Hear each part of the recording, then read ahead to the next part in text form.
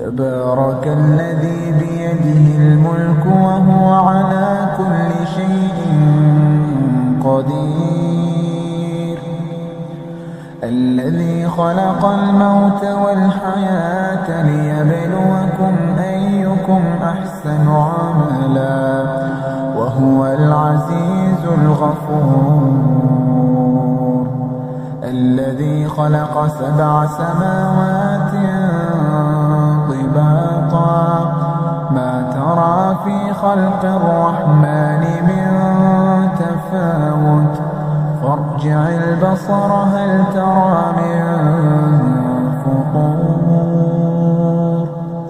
ثم ارجع البصر كرتين ينقلب إليك البصر خاسئا